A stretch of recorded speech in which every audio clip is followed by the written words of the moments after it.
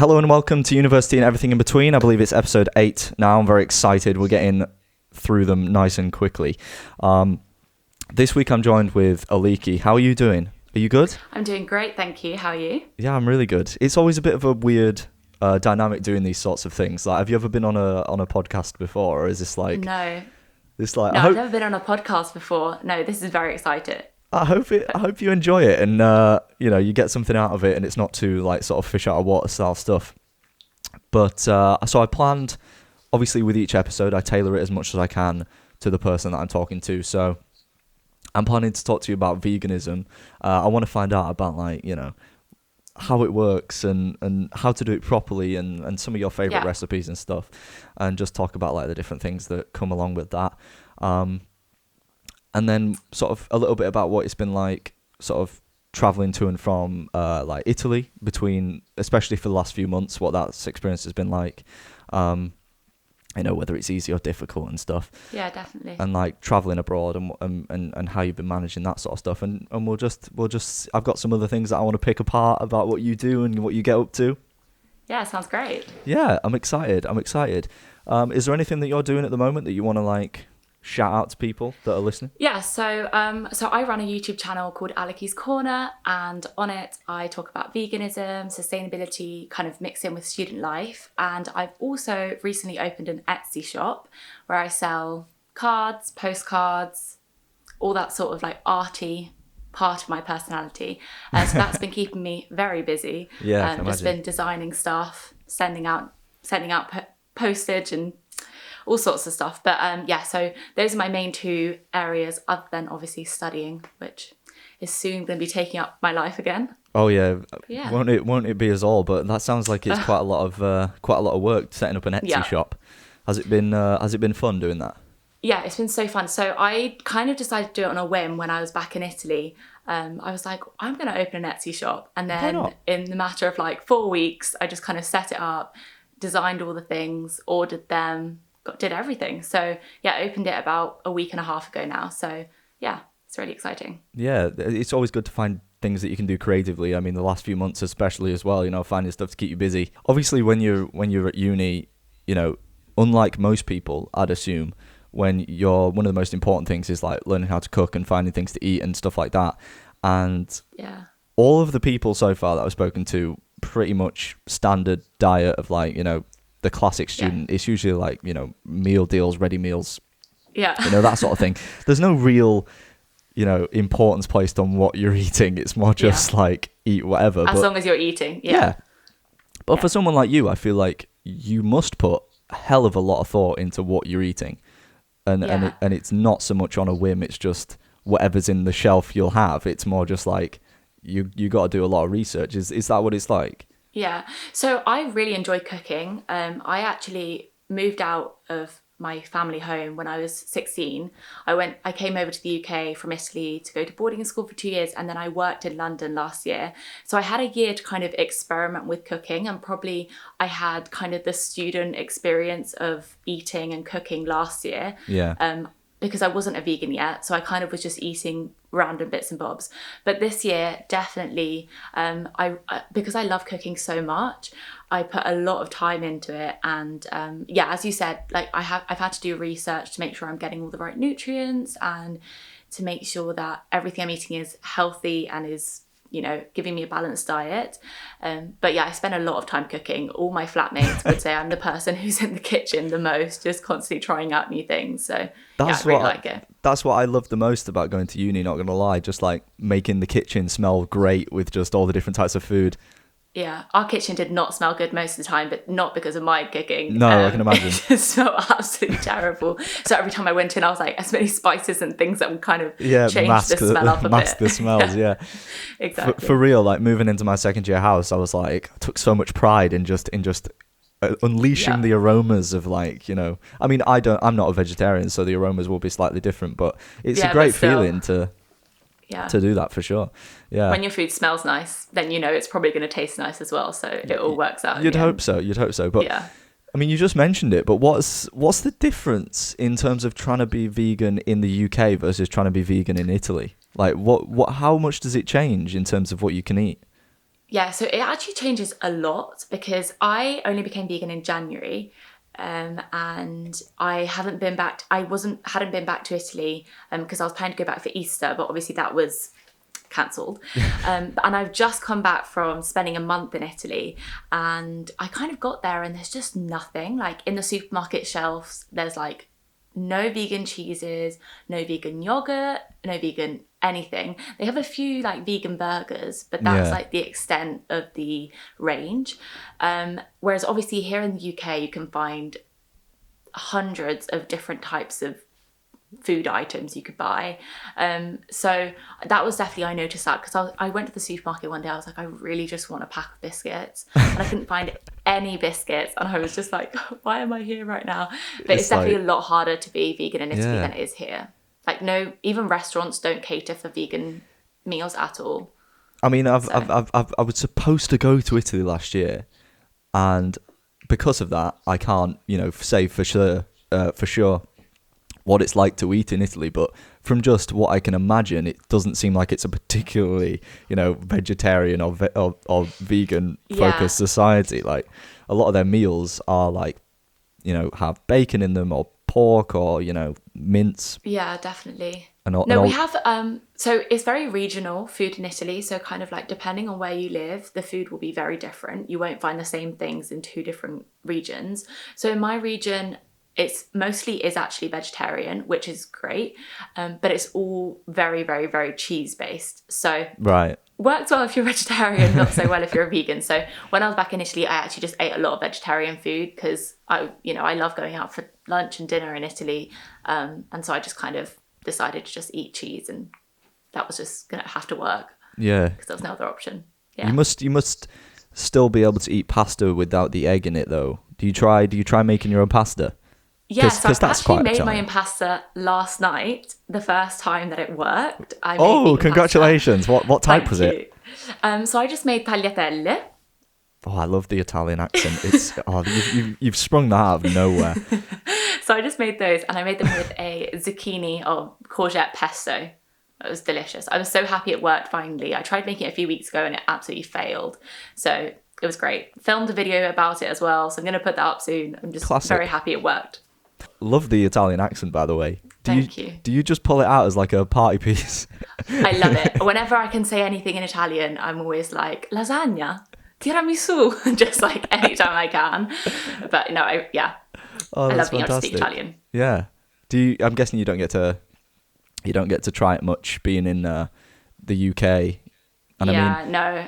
I've met a few people that are Italian, and I've every time I'm in an Italian restaurant, I always try and make conversations with the waiters, hoping that they're Italian, because sometimes you just find Italian restaurants with just British waiters. But whenever they kind of I've been in look those. Italian, I make sure to say grazie and then hope to see that they'll reply and be like, are you Italian? And then, I can kind of relate to that. It's like you see those videos on social media where someone pretends not to be able to speak the language, and then you say a sentence and you just see their face light up. Is it that kind of experience? Yeah, I love it. I absolutely love just getting it out, taking it out of the bag and be like, I speak Italian too.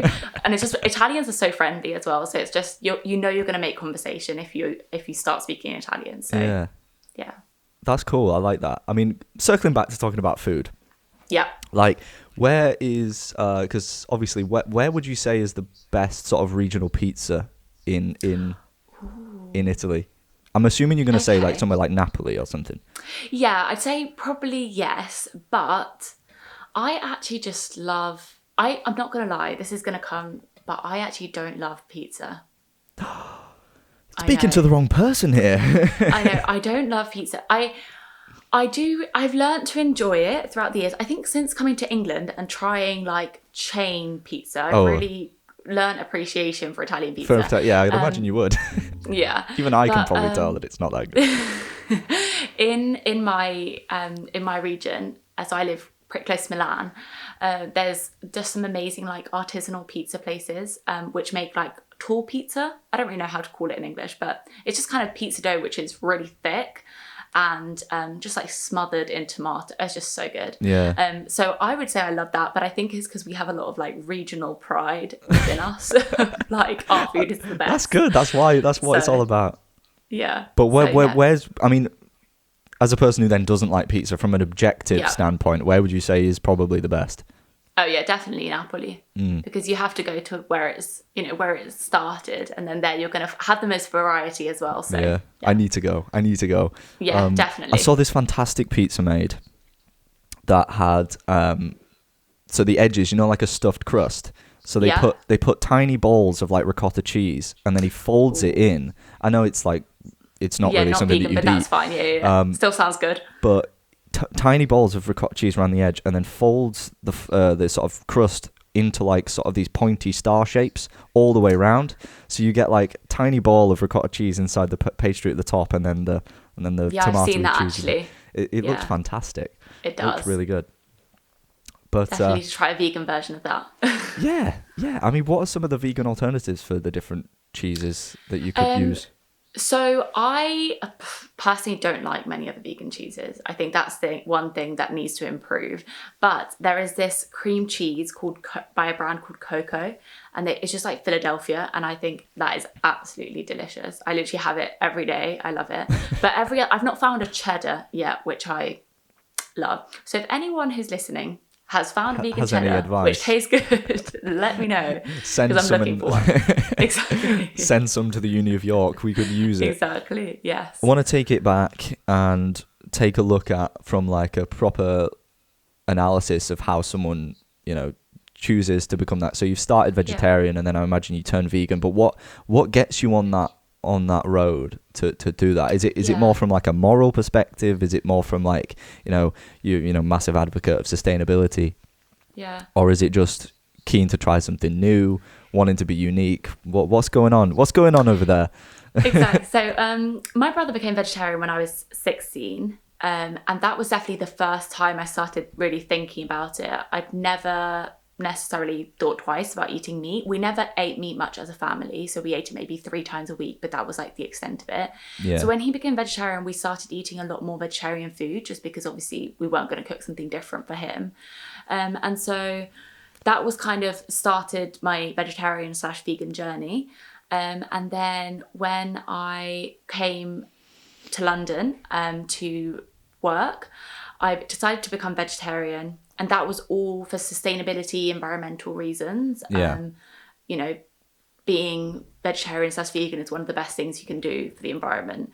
And then this year, in like November of first year, I was going to bed and I watched this documentary called Dominion.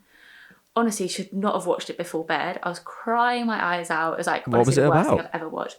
It's like a documentary showing from birth to death of each like farm animal. Oh, so like chickens, cows, sheep, stuff like that. So you kind of see, you see like dairy cows, egg chickens, and then you also see animals that are for meat, and you kind of just see like their whole lifespan. And it was honestly so upsetting, and I'm the type of person who's kind of like very much all or nothing. Yeah. So the next day I was like, I'm becoming a vegan. I was like, I can't like the thought of after watching that being able to say. So now it's for moral reasons, but obviously I care a lot about sustainability and a lot about the environment. So obviously that's a big part of it as well. That's what got me started. Yeah. But now it's definitely moral is one of the main things. Yeah, it's like I've seen a few really interesting documentaries about like chicken farms and stuff like that, and they've been genetically like modified and bred over like decades to grow to like full size in like 7 weeks or something, rapidly just put on loads of weight, and if they don't, and then they die, like they have heart attacks and all that. I know, it's horrible. There's that funny clip of Jamie Oliver making those chicken nuggets for those kids. Have you seen that clip? Oh yeah, I think I have actually. And he's showing them what goes into a chicken nugget, and it's like chicken skins and cartilage. It's disgusting. And then he blends it all up with like breadcrumbs and like some other like bits to just pad it out a bit. There's like some chemical that he puts in it as well. Yeah. And then fries it and then makes it and then shows it to the kids after they've seen that whole process of how it goes, and then they still want to eat it. Oh god. See, that's the thing. When people see this sort of stuff and kind of then are still, I always find that so confusing, because one of the things for me as well is kind of like seeing how in so many, especially if you buy meat from like a supermarket, you really don't know what's in that meat. No. I think I know a lot of people, especially in Italy actually, who buy their meat locally from like local farmers. And, you know, I think you're a lot more aware of A, how those animals are being treated, and B, what those animals are eating and what they're being fed and stuff. But yeah, I think supermarket meat is definitely one to look out for, and fast food meat. For sure, yeah. I mean, those are just a few examples of the ones to look out for. But yeah. I mean, how vocal are you about like the moral aspects of eating meat? Are you someone, because there's a guy on YouTube who like does that classic thing of setting up a table in public and then writing something like, meat eaters are like are like criminals or something. And I mean, I kind of get what he's going for, because like there's not a whole lot of moral standing that someone can have. I mean, I'm not sure my opinion on it, but I'm the type of person who I'm very much kind of like, each person can do their own thing. You know, I'm not here to judge anyone. With my friends, I'm definitely very vocal. Right. So when people kind of make fun of a vegan diet, I'm like, well, actually, between me and you, I may be eating rabbit food, but who knows what you're eating. Because a lot of people do have a lot to say about the vegan diet, and just about how it must be disgusting, or it's bird food, or it's rabbit food. You know, those are the typical comments you get daily. And so in those situations, I'm definitely very vocal. And with my friends, I like force my friends to watch like documentaries and like trying to convert them all. I'm like, please. So you're on a mission almost. I mean, your family sound like they're already doing it, so. Yeah, my family are like so good. I mean, during lockdown, I cooked everything and it was all vegan and they never complained. It's not like... Yeah. But no, definitely with my friends, I want to become more vocal. And, you know, I'm hoping that through YouTube and Instagram, you know, a lot of people who follow me are people I know who aren't vegan or vegetarian or aren't into sustainability. But I'm hoping that kind of through what I do, they can kind of be like, oh, you know, I'll try this out. Even my boyfriend, I converted him to drinking oat milk, not being a vegetarian. So, you know, I feel like I'm making progress. Imagine, I love when you said people who aren't into sustainability. Imagine not being into caring for the planet. But so many people are. It's so difficult. Like, to put it in perspective, like it's so difficult to be sustainable because the entire world is engineered around capitalism, which by definition doesn't have to be sustainable for the planet. All it cares about is, you know, production, profit, and then, you know, screwing over the little man or whatever. And it's like trying to be sustainable is just so difficult. Like, do you sympathize with people who want to try and do it but don't know how to start? Or for sure. I think the first, like, wanting to be better is like the first step and probably the most important step into being sustainable. I think it's really hard, especially on social media, because there's so many people who live or claim to live like zero waste lifestyles. And it's just unrealistic. Like, you're never going to be able to be completely zero waste unless you live, you know, in the countryside and are self-producing all your food. And isn't that the dream? Yeah, exactly. But, you know, no one can really claim to be completely zero waste. So I try and live plastic free whilst at university. Right. And for the most part, I can do it. Like, but there's obviously going to be some times when I buy something and it's going to have some plastic on it, or, you know, I've bought something online and it comes and it's in plastic packaging and stuff like that. But I think it's very much about making small changes. Also because there's so many things you can do that I think sometimes it's a bit overwhelming to think, I need to do this, and this to be sustainable. And it's just unachievable. Whereas I think maybe like choosing one thing or two things that you're going to try and do already makes such a difference. Yeah. Because, you know. What were some of the most surprising things that you found out that you could change to be more sustainable that a lot of people just do day to day and don't realise? Like. So definitely quitting fast fashion. Okay. So is that stuff like Primark, or is that stuff like? That's pretty much everything. Pretty much everything. So fast fashion is the idea that something is fast to design, fast to make, fast to like send out, like deliver, fast to use, and fast to like break. So, and often comes at a very low price. So yeah, Primark is a prime example because, you know, you can buy tops in there for like £1. And that just makes you think, A, how well is that going to be made? B, what material is that going to be made of? And C, how much is the person making it going to be paid? Yeah. Or what are the working conditions? So I quit fast fashion maybe 2 years ago. So since then, I've only ever bought in charity shops, and it's been great. I found, like, that's the thing. In the UK, there are charity shops, and you can literally find everything in charity shops. Like, it's a bit more of an effort, but you can find everything.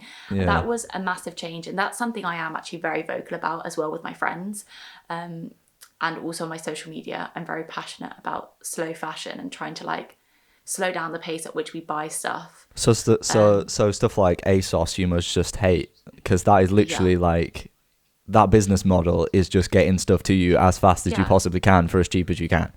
Exactly. And all of those kind of like Boohoo, Misguided, Pretty Little Thing, Shein, all of those things are just literally like, also the fact that they have like 1,000 new designs each week, that kind of makes you think, I feel like there's so many red flags. And once you know what they are, like, I feel like once I learned about it, I couldn't unsee it. Like, I could just not at all buy fast fashion. So that was one of the big changes I made. Obviously going vegan was a big change, but also choosing to always buy the loose section in fruit and veg. The loose section, so stuff that doesn't get pre-packaged or is not like left out just for people to pick and choose. Exactly. So I buy all my fruit and veg from the market, but in the Shambles, love that place, literally like my second home. But before doing that, I would just go to the supermarket, and instead of getting, 3 peppers in a plastic like bag, I would just get 3 peppers loose, and that already makes such a difference. Like, it doesn't make sense to use those plastic bags. I watched a stupid video that was like 30 seconds long, and it was literally that exact thing. It was someone going to like a patisserie counter and picking out like a croissant, and they put it inside a plastic bag, and 30 seconds later he was chucking away the plastic bag because he'd eaten the croissant. And it was like, but those things are just so small and subtle that and people don't. No, for sure. Like, they are small changes, but they're changes you need to realise that you want to make, and then you can put it into action.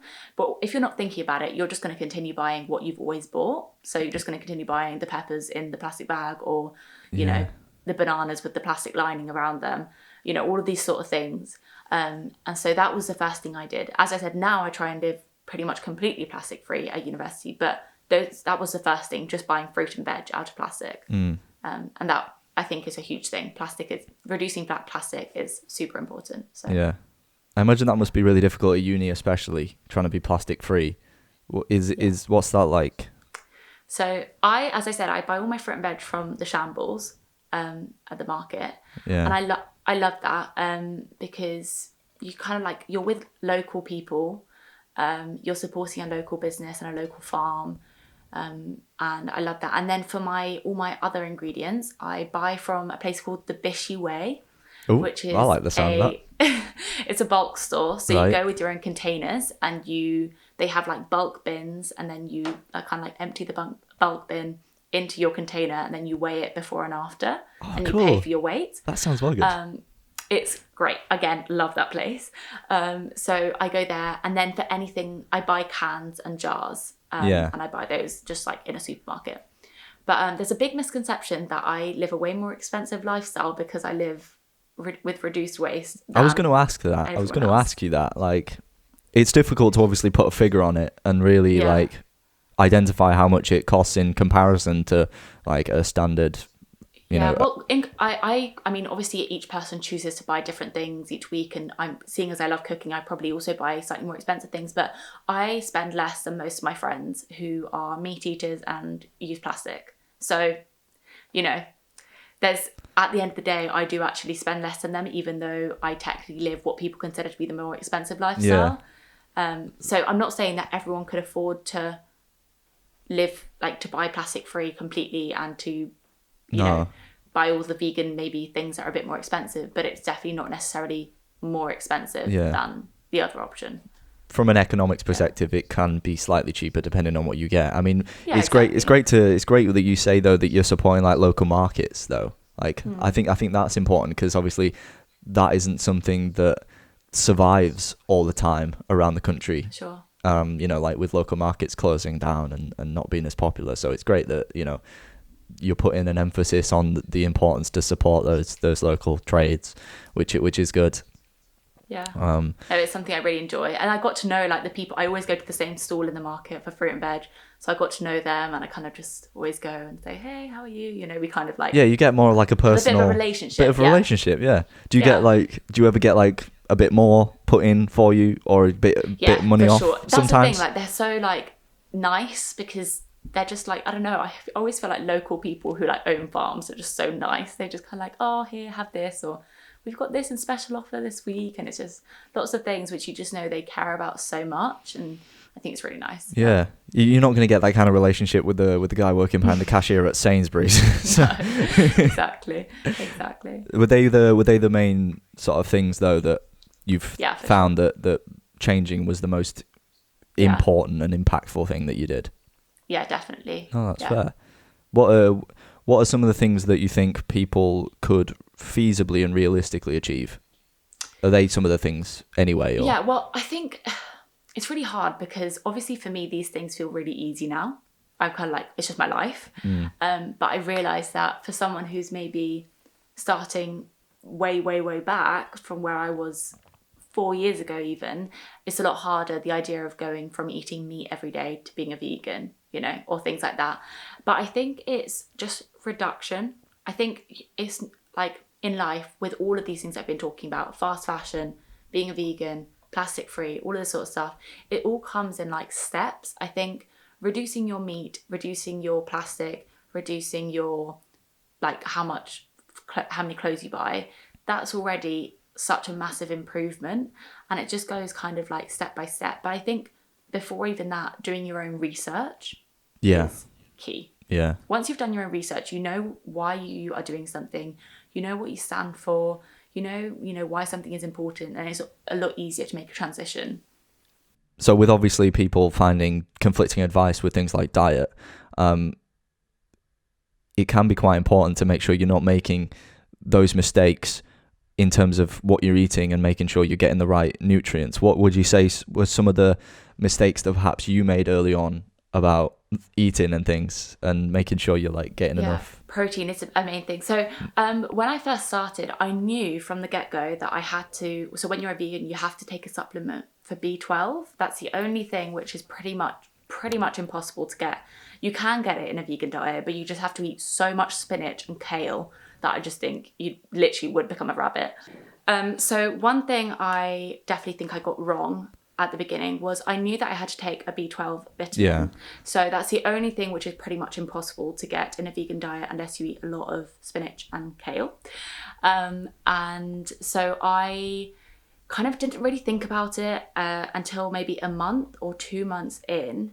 And then once I did start taking my B12 vitamin, I felt a lot better. Like I didn't at all feel ill or anything whilst in the first 2 months, but even just things like my nails and my hair, I could feel were like weaker without the B12 vitamin. And since taking the B12 vitamin, I can tell that they're a lot healthier and stronger, which sounds a bit random, but I don't even know if that's what B12 is supposed to do to you. But either hair way, and nails, that's the difference. Maybe. That's the difference I noticed. So that, and then protein. Protein is a big one. Like everyone always says, like maybe the main criticism I get is it's impossible for you to get enough protein as a vegan. Right. That's what my dad always says to me. He's like, you're not getting enough protein. So that's the main kind of thing to do research into. Again, I'll probably at this point have a video out when this podcast goes out all about vegan protein, but just making sure you're including in your diet lots of like chickpeas, lentils, tofu, all of that sort of stuff, which before being a vegan, the idea of all of those things would have made me gag. So what changes then in terms of that outlook? I think I've always hated beans, any type of bean, legume, not my sort of thing at all. And then when I decided to become a vegan, I was kind of like, okay, this is between me not liking something and kind of like teaching myself to like it, and a moral standpoint that I stand by. And between the two, I preferred sticking with my moral standpoint. And so I think I just kind of like slowly introduced them into different like foods. And and now I love them. I have chickpeas very often, and tofu, love it. I absolutely love tofu now. So I think you just kind of, you make a decision. A lot of it is about like what you decide to do, like how you decide to live and what's important to you. And so, yeah, I kind of decided that's what I was going to do. And now I eat those foods a lot. But yeah, it's definitely important to have protein. So what I did is I use an app called MyFitnessPal, which like I've heard you of can that. record Yeah. like your food. And just to make like I do that every now and again on a normal day, just to kind of see my nutrients and kind of see, okay, have I got enough proteins? If you look up online, you can literally find so easily how many proteins you should be having for your weight and age each day. And then you can just do a few days of tracking and you can kind of realize if you're having enough. And yeah, that's super important though. So it sounds like you've got it on lock personally. It also sounds like, I mean, yeah, it's like it's a journey. Like it's always a journey. I mean, it's good to know that there are lots of like apps and things out there to help you with that sort of stuff. Yeah. But yeah, getting the protein, I can imagine that'd be really difficult. I've seen for people starting off brand new. I've seen like interesting people online and stuff trying to do like vegan bodybuilding and stuff like that, or vegan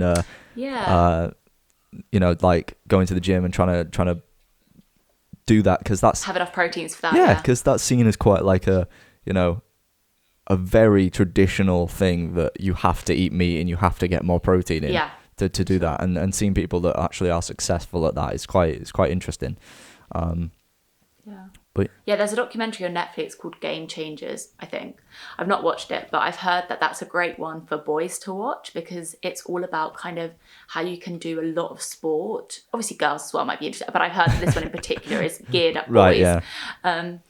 And kind of like bodybuilding again and kind of how you can do all of that on a vegan diet. So the whole aim of the documentary is kind of to convert men to being vegans because showing them all the things which they might enjoy doing, they can still do on a vegan diet.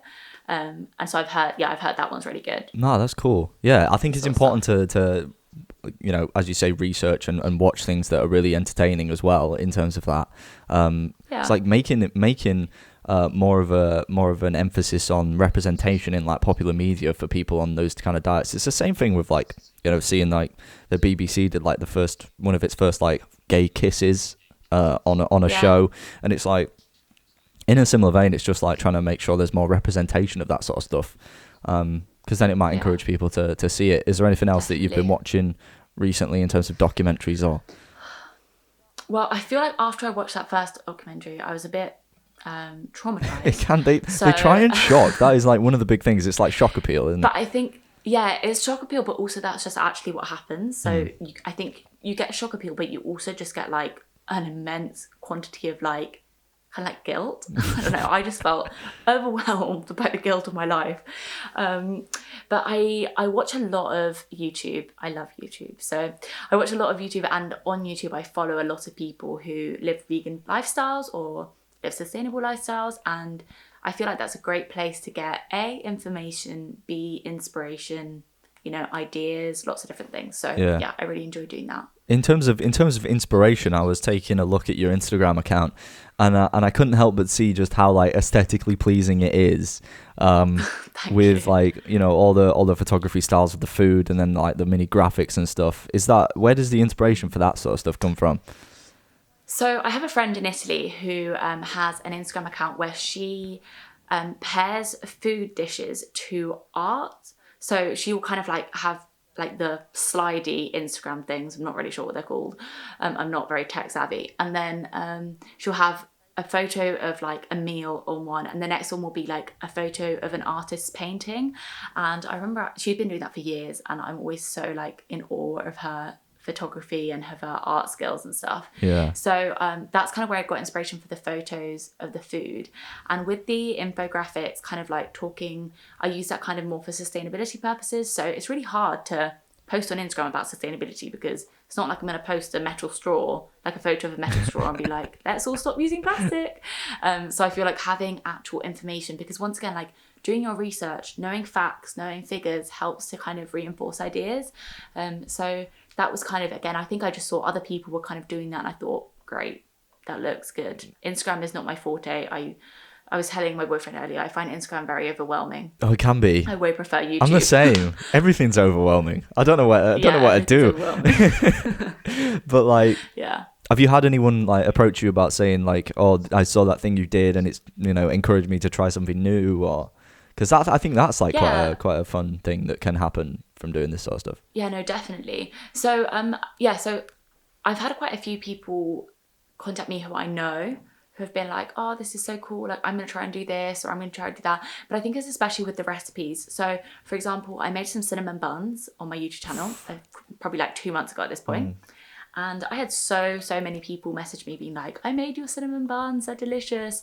And that makes me really happy because a lot of them aren't vegan, the people who made them. Oh, that's cool. Yeah. But A, they enjoyed them, and B, like they actually made them, so it shows they kind of like made a step to try something, which I think is great. So mainly it's been about food. Sustainability is more like when I talk to people in person or people who watch my YouTube videos. I feel like I have like, I find YouTube a lot easier, but also I think I have more of an impact because I can talk. Yeah, and I think talking helps people connect. Definitely. So, but we'd hope so. We're trying that here. So is that cinnamon buns one of the most like popular ones you've done, or is there any others that really like stood out? Well, when I post what I eat in a day videos, those ones do really well. Fair enough. Surprisingly. Yeah. But recipes, probably the cinnamon buns was the recipe that did the best. Everyone loves cinnamon buns, whether they're vegan or not. Everyone loves them. Yeah, so it sounds good. Might have to try it myself. Definitely. Yeah, definitely. It's good. It's good to share recipes. Would you ever think if you garnered enough, if you had enough? I'm guessing you're trying to like experiment with foods. Would you ever try and put together like a recipe book yourself? 100%. That is my long-term goal for life. To make a recipe book, a vegan recipe book. I would love that. I'm thinking possibly of doing like a Italian food vegan recipe book. Oh, you're branching out. You're hitting the markets here, I know, exactly. So yeah, that would definitely be a long-term goal if, I managed to kind of hit it off with YouTube and kind of like grow an audience, then yeah, definitely. If you're going to think about it right now, okay, like this, it's almost like a mini game. Okay, this is completely impromptu, but what would be maybe top 3, if you can think of them, recipes that you might chuck in the book? Oh, well, definitely would have to try a vegan tiramisu. Okay. That's a must-have. That's my favourite dessert in Italy. But, made of cream and eggs and milk. So, I'd have to find a lot of replacements. I would probably definitely have to do a lasagna. Oh, of course. I mean, that's a staple. But that one I have actually made a vegan version and it turned out good. So I've already got the recipe for that. That's ready to go. It's in the oven. Third one is probably vegan ice cream, vegan gelato. That can be good, more at the end of the book. That can be the dessert section. Yeah. That can be the dessert section. I think dessert section, I've got loads I would do for the dessert section. I think of them all already. But no, definitely for mains. I just love cooking. Just the thought of food now. I'm like, but like even I know a quiche isn't Italian at all. Like Italians wouldn't even know what it is. But I'd love to make a vegan quiche. Yeah. So, I mean, it can just be Italian and then bridge it with whatever other cultural food you like, and just Italian and everything else I enjoy. Yeah, and just take the horrible UK dishes that you found and improve them with an Italian twist. Perfect. Yeah, I love that. What I think that'll be good. I hope you managed to put that together. I hope so too. Yeah, that's it. I mean, that'll be a fun project to do. Definitely. But is that one of the plans for the future that you have? Yeah, so I think before the actual cookbook, I'd probably release like an ebook. So because it's a lot easier. You know what you should do? I've just thought of it now. We should. Great, I'm ready. We should do alongside. Do like a Nigella Lawson like TV style like run through your cookbook, doing like.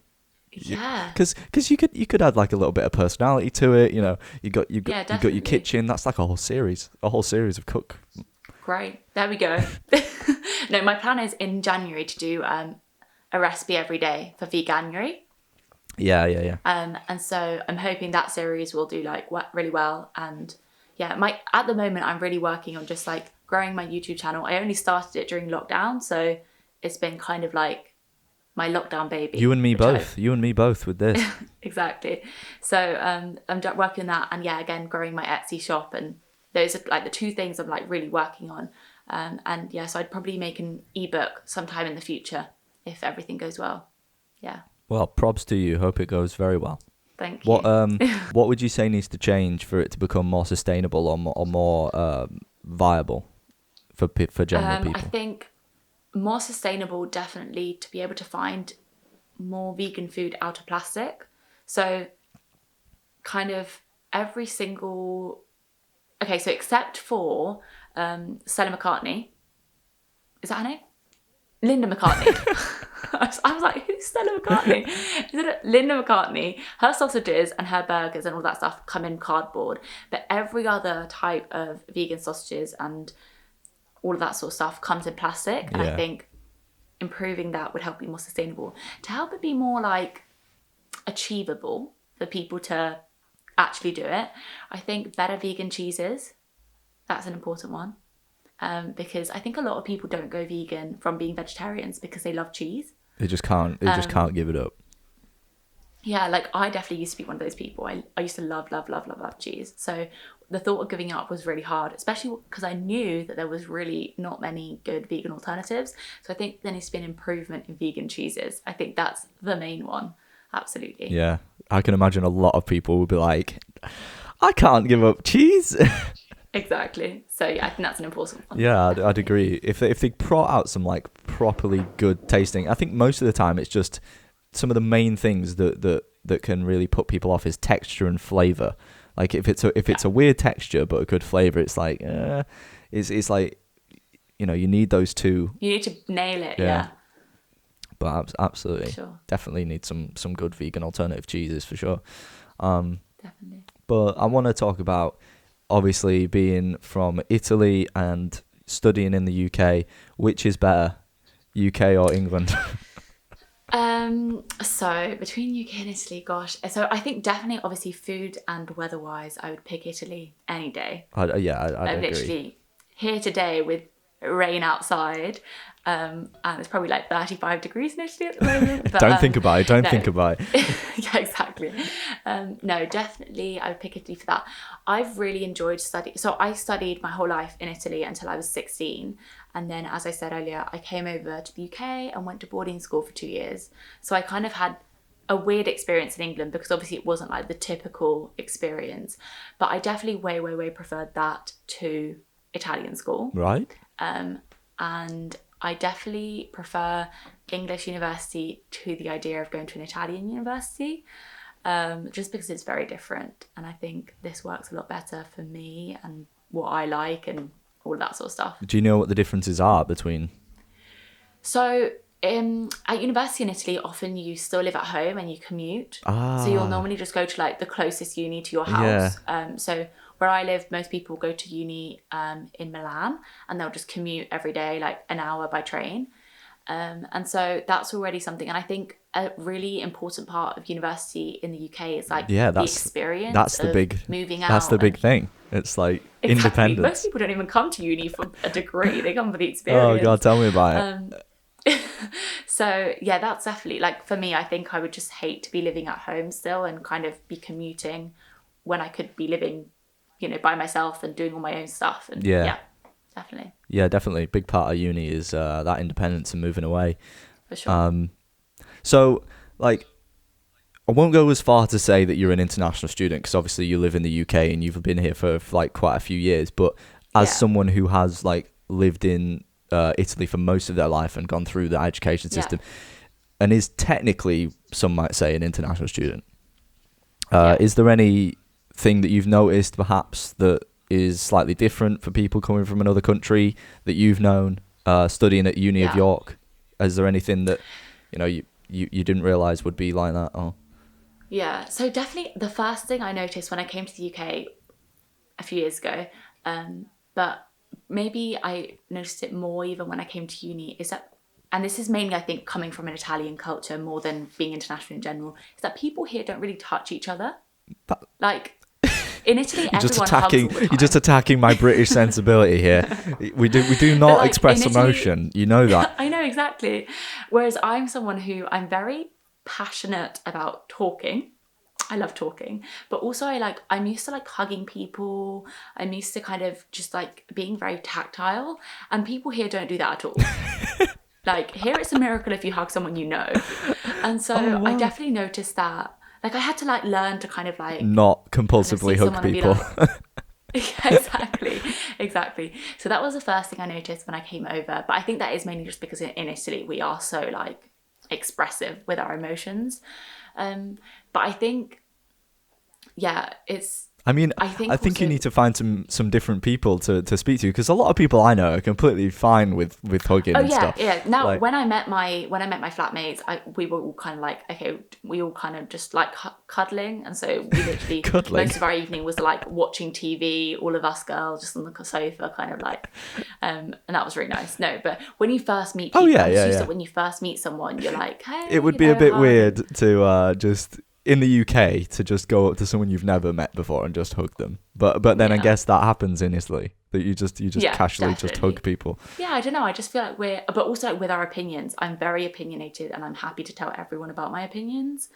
Whereas here it's not so much. It's like that. yeah, I wouldn't say it's like that as much. You do get people Yeah. obviously who Yeah. are like that, but so But have you I ever had to learn to tone it down. Yeah. have you been in a situation where you've been like, oh yeah, I do this or I like this, and then everyone's been like, what? No, definitely like I'll like I really like having discussions with people about things like we might disagree on. And so I'll start talking about something, and then the moment they realise this is going to be a discussion, they quickly back down. They're like, nope, I don't want to be a part of this. And I'm just always trying to like talk to people about like their opinions and my opinions. I'm like, what do you think on this? What do you think on this? But yeah, I've had to learn to tone down my opinions and tone down my like love to discuss. I think it's like the British aversion to conflict or like confrontation. It's like, you know, you don't you don't want to just end up in a heated debate with someone. I mean, I'm guilty of it as well. You feel like there's like an argument brewing or something, and then you're just kind of like, you know what, I'm not going to approach it, I'm going to leave it. Exactly. Yeah, and I feel like English people are a lot more like passive aggressive. I never really know when people are serious or not. Whereas in Italy, everyone just tells you exactly what they think, so you just know straight away what's happening, what they're thinking, you know. So that was definitely the main thing I realised when I came to the UK. But in terms of university, I think I kind of was expecting everything I encountered, I guess. Again, the main difference there is like drinking culture in the UK is very different from drinking culture in Italy. How so? So in Italy, people drink from a much younger age, but a lot more responsibly. Yeah, I mean, I can understand that. I don't think there's much in the way of responsibility in the UK. Yeah, that's the main difference, I think. Is that there's no like Italian lads drinking Stella in the local park at the age of like 16. No, we definitely like. I think in Italy you drink from a lot younger. Like I think just from a very like as soon as you're a teenager, pretty much. I think people often It's drink. like 12, 13 little glass of wine at dinner or something. Yeah, but even like out with your friends, because there's a lot less like rules about. Like, you can go to a supermarket and buy alcohol and no one will ask for your ID, which is really bad, but that does happen. But yeah, so when I came to uni, I'd kind of like lived out my youthful years. So I feel like such a grandma. Like, I'm literally the mum of my friends. Like, I'm always taking care of people. I'm like, okay, let's go. You'd already gone through that whole like rebellious Exactly. teenage years long before you Exactly. turned up to uni. So Yeah. Yeah. Oh dear. I have also been regarded as like the dad of some friendship groups in the past, so I can relate to you on that. Yeah. I feel like On it's that the most level. fun though. You're just like taking care of people and you get to hear all the things they have to say, which they're not going to remember the next morning, and you could just have it all stored up. you For know? what? Just, if you ever need it, if they ever say anything, you're like, actually, this is what you said this night. Let me correct you. You're just making like a mental note of people things say. Yeah. Oh, that's fair. Yeah. Oh dear me. Do you feel like at uni, especially, that being an international student, that you think there is a good support network for people, or that they could be improved? Yeah, so I as you said earlier, I feel like sometimes I don't really consider myself much of an international student. So I definitely haven't used anything that there may be. But one thing that I think is a really hard balance to find, and I'm not sure if at York that's been reached, is kind of the idea of helping people find a community whilst not like segregating people. Yeah. So I think often people, like, I think it's completely normal to have more in common, feel more friendly towards people that come from where you're from. Just because you share values, you share culture, you share language often. But there's a risk with that of people just becoming like a group and then not expanding into kind of the rest of the community. And so I think sometimes having a lot of like international events can be a bit problematic in that sense. You don't want it to be like, oh yeah, internationals and domestics, and that's just kind of like it's like the airport. Yeah, exactly. I mean, it does feel like right from the outset that the international students are sort of like separated from because you have the international students move in. It's the day before, isn't it? Usually. So they've already like kind of met other people who are international. So yeah, definitely, it's really hard. I think also that's why. So this year I didn't join the Italian Society because I just wanted to like make friends and kind of mingle, I guess. But then this year, now that I feel like settled and I've kind of feel part of like the uni community, I guess, I'm going to join the Italian Society just because I feel like I need some Italian kind of humour and some Italian food and What's Italian humour? Come on, you've called British people passive aggressive and sarcastic. I mean, I call them sarcastic, but that's because that's true. It's just like I think because people say what's on their mind a lot more, it's also a lot easier to make jokes which, like, I guess could be offending the other person because it's just like it's clearly a joke because otherwise you wouldn't say it in that term. But I don't know. I don't know. I think British. I quite enjoy British humour. I never laugh at it, but I do enjoy it. I enjoy listening to it. Oh dear. But I don't know if Italy has any particular type of humour. I just feel like it's different. Have you, when you're watching like some of my favourite sort of British comedy panel shows is like Would I Lie to You? Okay, I love that. 8 out of 10 Cats does Countdown. I've not heard of that one. Oh, it's brilliant. You've heard of Countdown where they have to guess? It's basically the comedy version. It's the After Dark version with a bunch of like comedy comedians. But when you watch those, are you just like steely faced? Or do you enjoy them?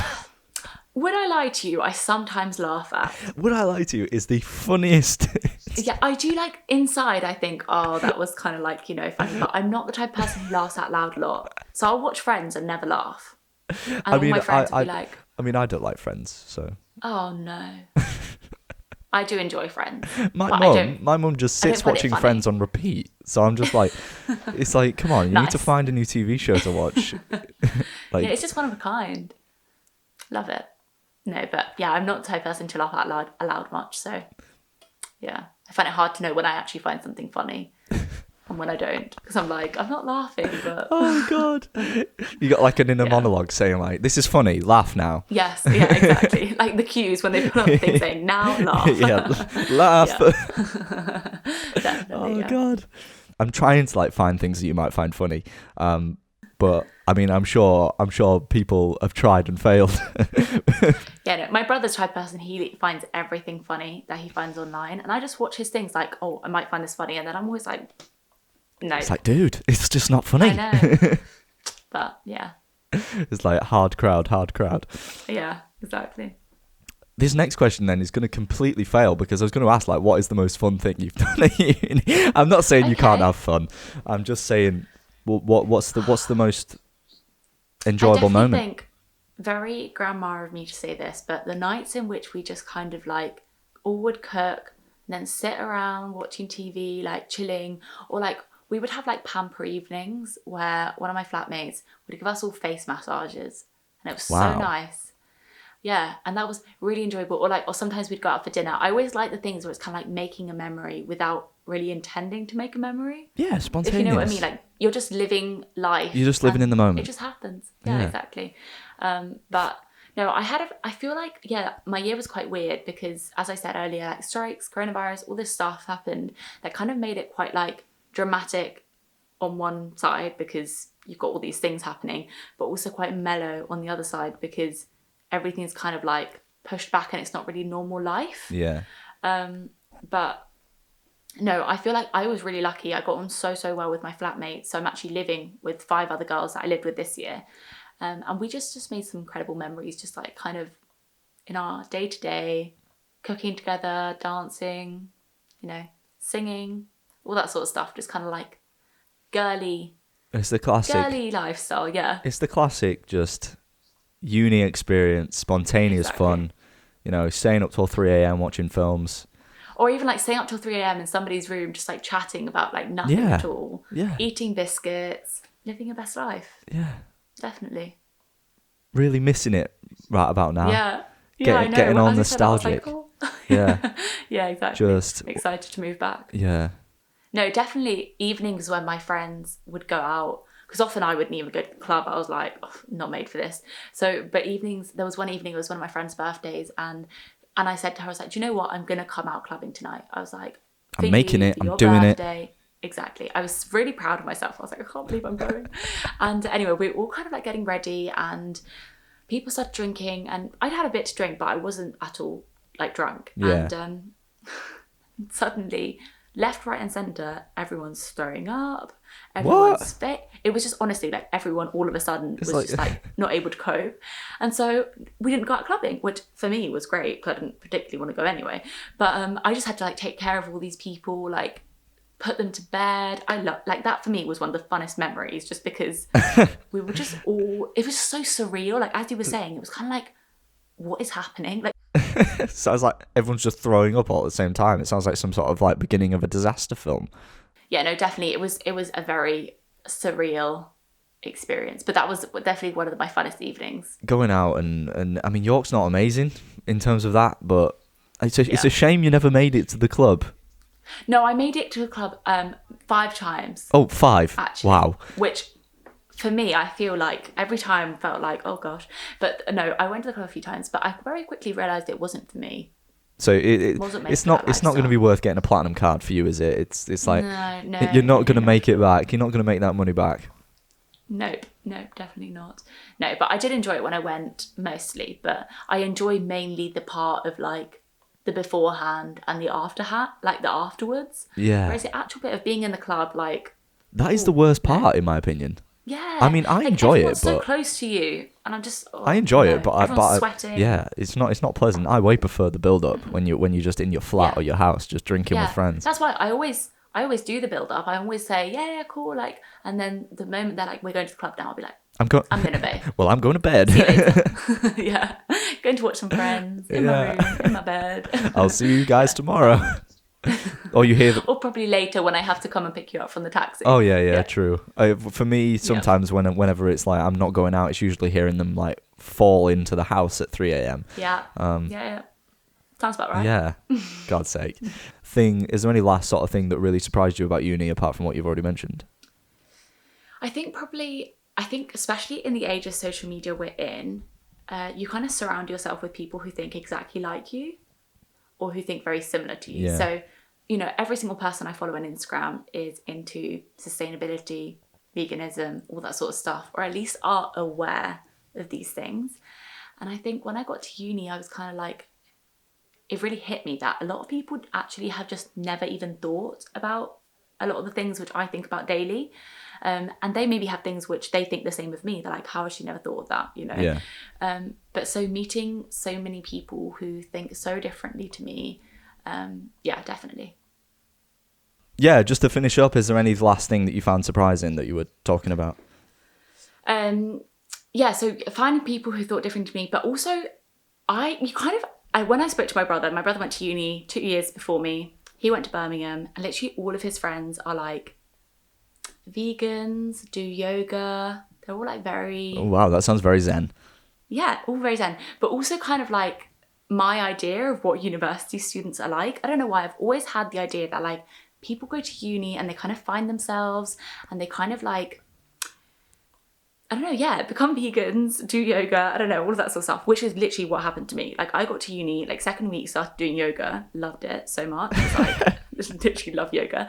Became a vegan, all this sort of stuff. But I've not found anyone who kind of, I found one girl who's plastic free and a vegan, and that's it. So I definitely also need to join the vegan society this year and to find more people who I can share my recipes with. Yeah. You guys, you guys do sound quite like rare people to meet. Yeah, I found that I can't find anyone else. but hopefully, through what you're doing, through the awareness you're raising and making it seem more interesting, making it seem more accessible. Hopefully you'll start to meet more people who are. I hope so. Trying to do, and I mean, like mentioning what you said about what I can do and making and doing research and finding alternatives to plastics and things. Like I have tried to find alternatives to milk and things that I might try. Cutting down on certain meats. I mean, I'm not sure if I can go all the way. I guess that will remain to be seen. But that's a good change already. Yeah. Well, I'm going to wrap it up there. Thank you so much for coming on to the podcast episode. It's been a really insightful and interesting chat that I've had. I'm hoping. Thank you so much for having me. Yeah, it's been a pleasure. I'm hoping to make and continue to make positive changes through what I'm, doing in my life, hopefully. That's the reason why I wanted to speak to you and find out more. If you've been listening, I hope you've been entertained and enthralled by what we've been hearing from Alikee about all the different things that we can start doing. Wherever you've been listening to this, whether it's Spotify, Apple Music, make sure to give it a good rating and also check out the YouTube channel where you can find some of the highlights from this particular conversation. And I hope you've been enjoying listening to the other episodes. There's more to come over the next few weeks. Right, we'll see you in next week's episode.